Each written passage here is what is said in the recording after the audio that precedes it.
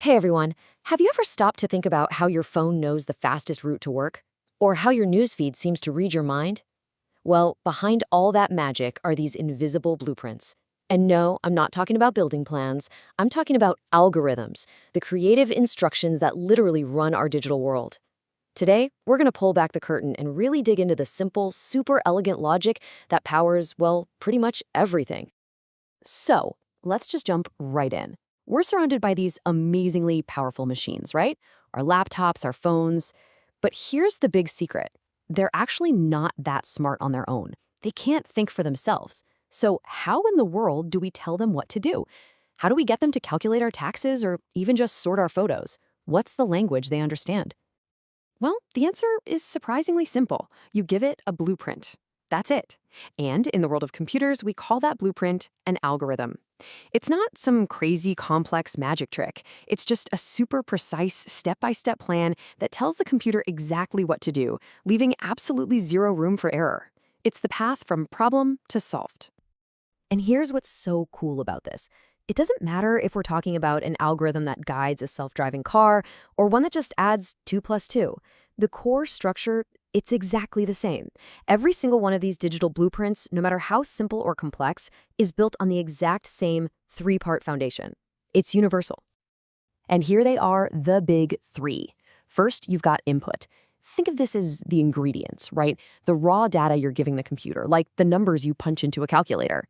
Next up is processing. This is where the computer actually does the work. It follows your instructions, it does the math, it processes. And finally, you get the output. That's the result, the answer that pops up on your screen. So remember this: input, process, output. It's like the heartbeat of every single program out there. Okay, so if we're building something with a blueprint, we're gonna need materials, right? You can't build a house without bricks and wood. Well, an algorithm is exactly the same. Before we can process any information, we need a way to, hold on to it, to organize it. And that brings us to the absolute foundational building blocks of programming: variables and their data types. So what exactly is a variable? Honestly, it's just a fancy name for a placeholder in the computer's memory. The easiest way to picture it is as a labeled box. Seriously, that's it. You slap a name on the box, and you can store a piece of information inside. Then, whenever you need that info, you just call it by its name. And the best part? The name variable gives you a hint. The stuff inside that box can change. It's variable. All right, so we've got our labeled boxes, but what kind of stuff can we actually put inside them? Well, the information we use comes in a few main flavors, or as they're officially called, data types. For the most part, you'll run into three big ones: numeric, which is, you guessed it, for numbers; literal, for text; and logical, for simple true or false statements. Let's break those down real quick. When we're talking about numbers, things get split into two main camps. First up, you have integers. These are just your basic whole numbers. Think -23, 0, 98. No fractions, no decimals, simple. Then you have real numbers, and the difference is super easy to remember. If it's got a decimal point, it's a real number. That's the only rule you need to know. The other two types are just as easy, I promise. Logical data, sometimes you'll hear it called Boolean, can only be one of two things: true or false. That's it. It's the computer's way of answering a yes or no question. Then there's literal data. This is basically for any kind of text: a single letter, a whole sentence, whatever. You can even store numbers as text if you're not planning on doing math with them, like a phone number. The absolute key thing to remember here is that literal data is always wrapped in quotation marks. Okay, so we've got our storage boxes, our variables, but here's the catch. You can't just name them whatever you want. Just like a builder has to follow building codes, we have to follow some strict rules for how we name things in our blueprint. These official names are called identifiers. And these rules are super specific, but they're there for a good reason: to make sure the computer doesn't get confused. Here's the rundown. You can use letters, numbers, and the underscore character. But, and this is a big but, it has to start with a letter or an underscore. That way, the computer knows, hey, this is a name, not a number it's supposed to calculate. Also, no spaces or special characters like the @ sign or a hyphen. Why? Because the computer might think you're trying to do math. And lastly, you can't use a word that's already a command. It's like naming your kids stop. It would just be way too confusing. Let's make this real. Look at the examples here. On the left, you've got perfectly good names like grade or final_score. See? They follow all the rules. But on the right, these are the classic mistakes. 5b doesn't work because it starts with a number. Final score. Nope, it's got a space. And x-y is a big no-no because the computer will think you mean x minus y. Getting these rules right from the start is absolutely key to making sure your blueprint actually works. All right, quick recap. We have our materials, our data. We know the rules for labeling our boxes, our variables. So what's next? We need our tools. Our power tools, really. In algorithms, our tools are the basic commands that let us actually do stuff. You know, things like putting information into the boxes, getting new information from a person using the program, and showing everyone the final result.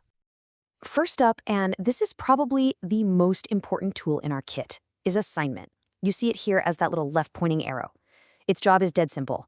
It takes whatever's on the right side of the arrow and shoves it into the variable box on the left. That's it. It's literally the put this in the box command. You can use it to store a simple number, like putting 4 into a variable called x, or you can get it to store the result of a whole calculation, like putting a final grade into a variable called average. Okay, tool number 2 is for input, and it's called the read command. I mean, think about it. A program isn't much good if it can't get information from the real world, right? That's what read is for. When the program gets to this command, it just stops and waits for you, the user, to type something in and hit enter. And whatever you type gets stored right into the variable you told it to, like grade 1 in this example. And our third and final core tool is for output, the write command. This is the big reveal. This is how our program shows off its work. You can use it to display a message on the screen. You just put the text in quotes. Or, and this is the really useful part, you can tell it to show the value that's currently hiding inside one of your variables. This is how the computer tells us, hey, here's the answer. All right, enough talk. We've covered the theory, we have our materials, we know the rules, and we have our 3 main tools. It is time to put it all together. Let's see how these simple little pieces can be combined to build a real blueprint that actually solves problems. So let's start with a classic. Our first challenge is this. We need to make a blueprint that can take 2 different grades from a student and figure out the simple average. Easy enough, right? And here's the solution, shown in 2 ways. A visual flowchart on the left and the text-based pseudocode on the right. Let's just follow the steps. First, the program uses read 2 times to get grade 1 and grade 2 from the user. That's our input. Then comes the processing. It adds the 2 grades, divides the total by 2, and uses our assignment tool to store the answer in the average variable. And finally, the output. It uses write to show the final average on the screen. See? Input, process, output. It works every time. Okay, let's up the difficulty just a tiny bit. For our next problem, we need to calculate a weighted average. So the first grade has a weight of 2, and the second has a weight of 3. Now check out the solution. The crazy thing is, the overall blueprint is almost identical to the last one. We still get 2 inputs, grade 1 and grade 2. We still have 1 final output. The only thing that's changed is that one little box in the middle, the processing step. This time, we have to multiply each grade by its weight before we add them up, and then we divide by the total weight, which is 5. So the structure of the blueprint didn't change at all. We just changed the math inside. All right, for our last example, let's do something you might actually use in the real world. We need to build a blueprint that can take the price of a product and a discount percentage, get both of those from the user, and then calculate the final price after the discount. Let's walk through this last blueprint together. Okay, so we start with 2 inputs. We read the product's price and the percentage for the discount. Now, the processing is a little more involved this time. First, we figure out the actual discount amount, price times percentage divided by 100. Then we take that discount amount and subtract it from the original price. And we store that final number in a new variable called new price. And for the grand finale, our output. We write the new price on the screen for the user to see. It's the same pattern again. Input, process, output. It just works. So it turns out the big secret of algorithms is, well, there is no secret.